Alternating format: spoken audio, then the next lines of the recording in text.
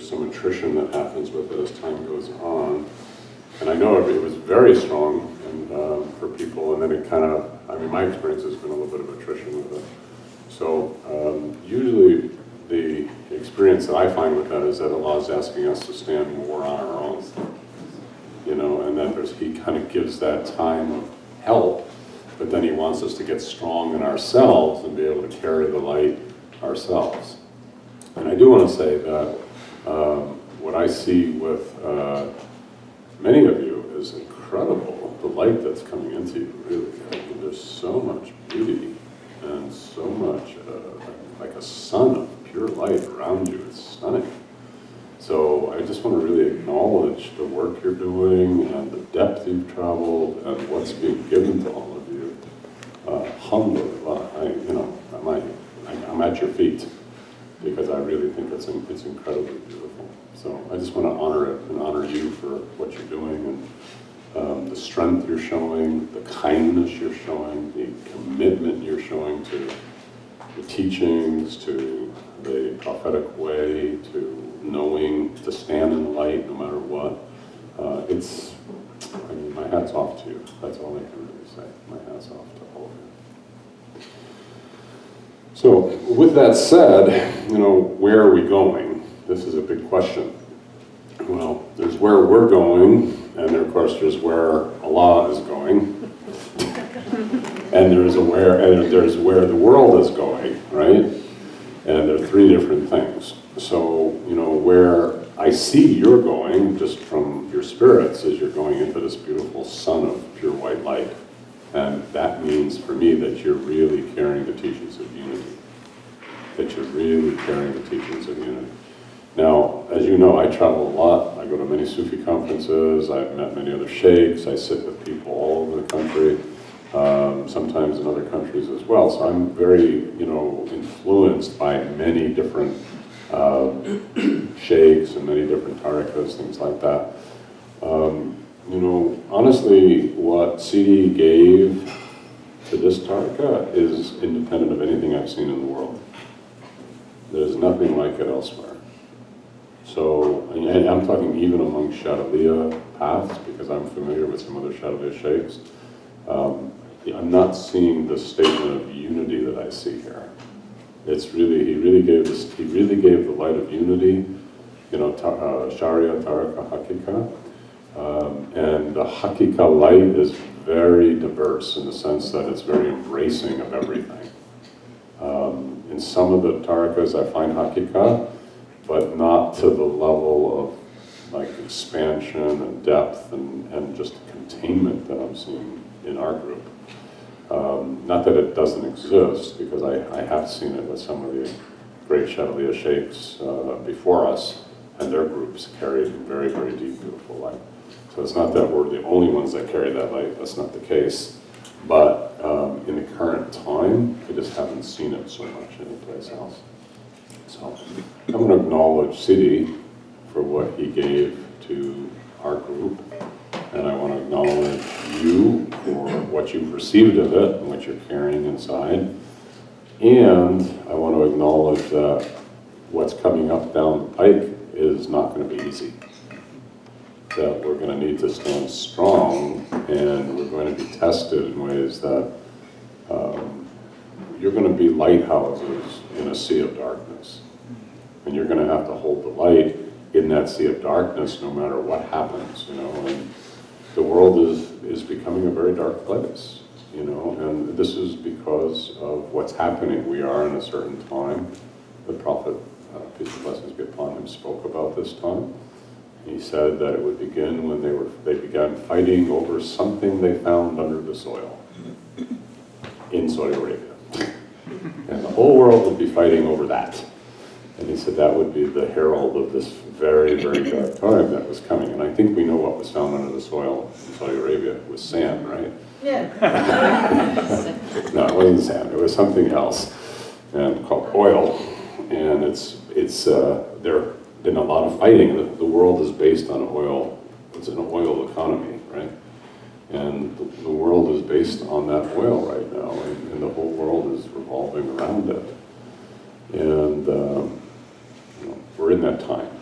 So, alhamdulillah, the Chinese said, may you live in interesting times.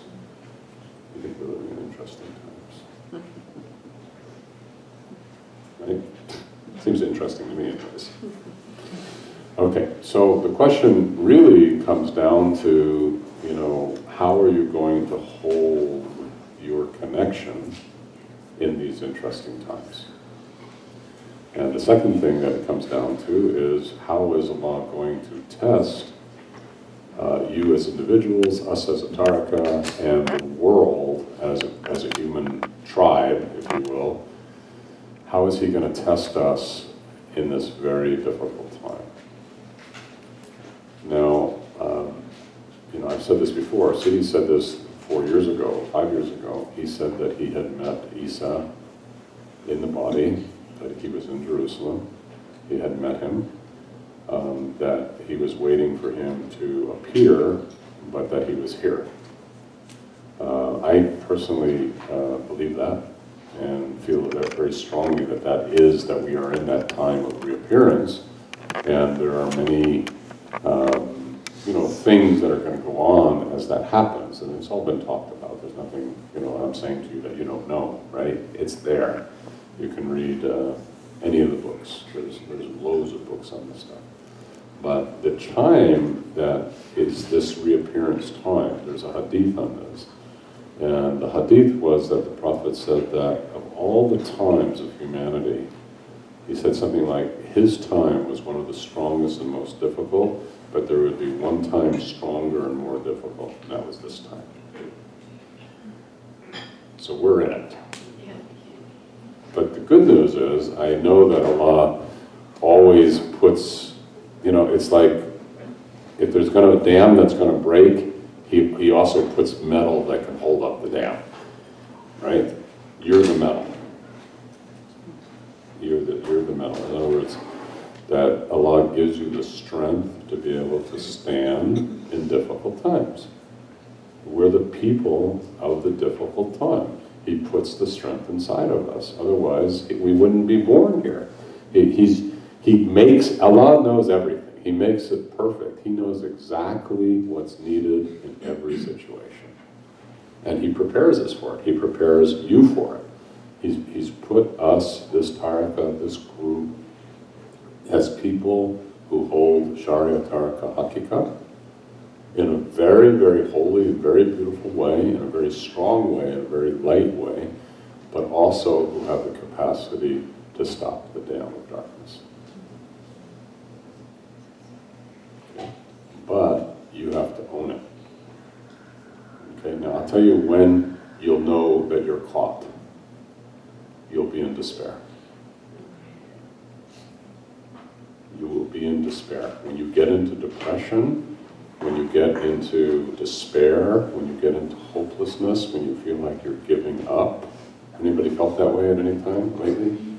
Okay, you are facing the darkness. That is what it is.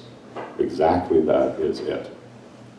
It's not going to be like a big devil comes in front of you and starts waving his pitchfork at you. It doesn't happen. It doesn't happen like that. It happens like despair. It happens that you start to feel like you're up.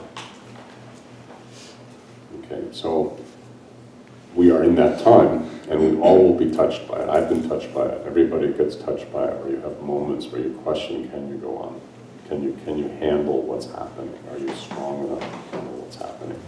You'll have moments when you're overwhelmed. You feel like you just can't carry one more thing. And then, of course, one more thing comes. And you'll have moments when you're saying, am I wise enough? And then also the other moment is you're saying, where did Allah go?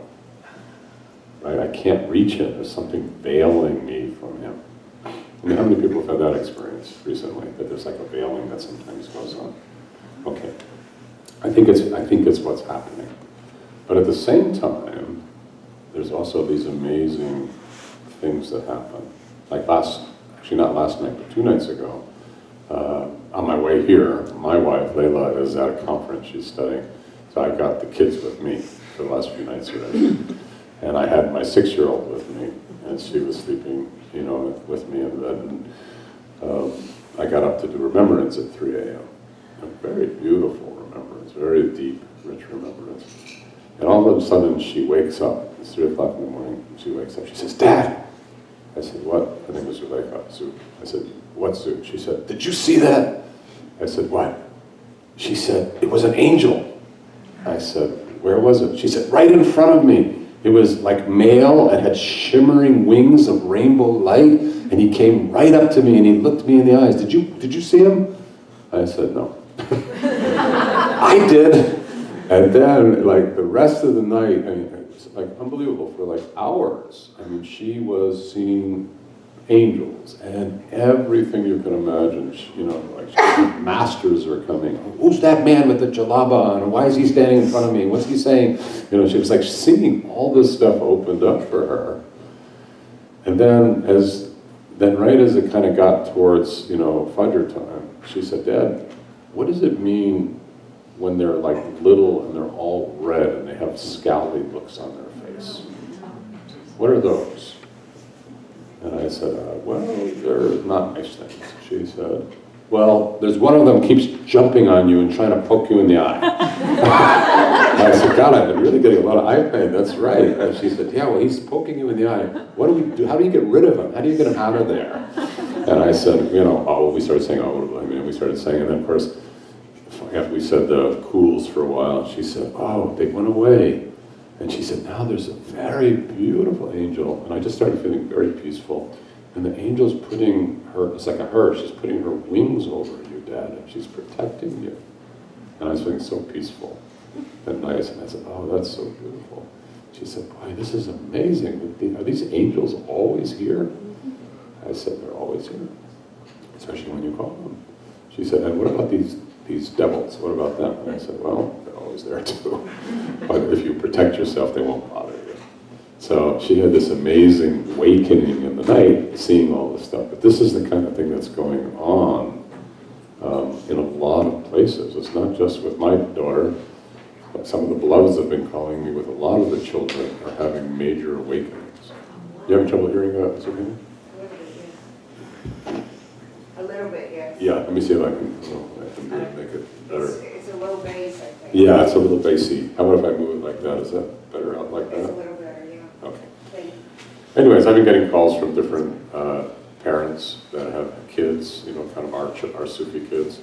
And there's been a number of kids that are having these kind of wakings up with all sorts of stuff starting to happen now.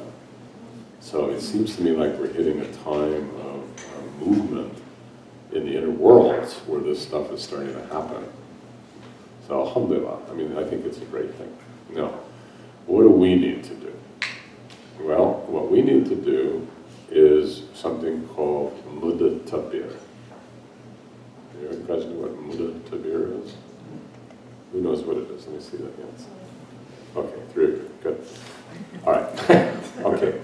Muda Tabir is not Tadbir. Okay, Tadbir, let's make this clear. This is my current.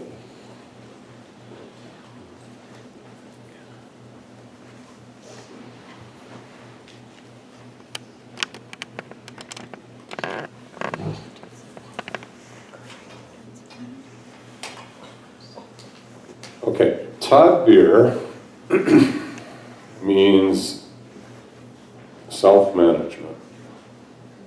Okay? Self-management means that essentially the following. You look into the future about what you think might happen. You then go to your intellect. You figure out a way to deal with this and you plan accordingly. Okay, that's called Tadbir. Okay, most people are operating from Tadbir.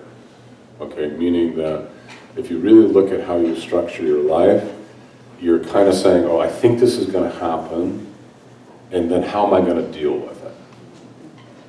Okay, and then generally, how do you deal with it? I mean, does it work out well for you or not? Right? Now, if you look deeply at Tadbir, Tadbir comes from the nafs. It's a statement of the individual ego. The ego self is the one who's tadbiring. It's coming from your intellect. It's coming from your mind. So it's your nafs that are trying to control reality based on what you think it is, and you're controlling reality in that way. Okay? So that's tadbir.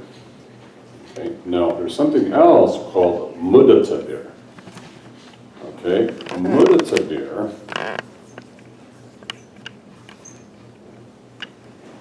and that's phonetic, so you can spell it any way you want. It means that you look to the future, but rather than looking to the future, you look to the future, and then you look to Allah.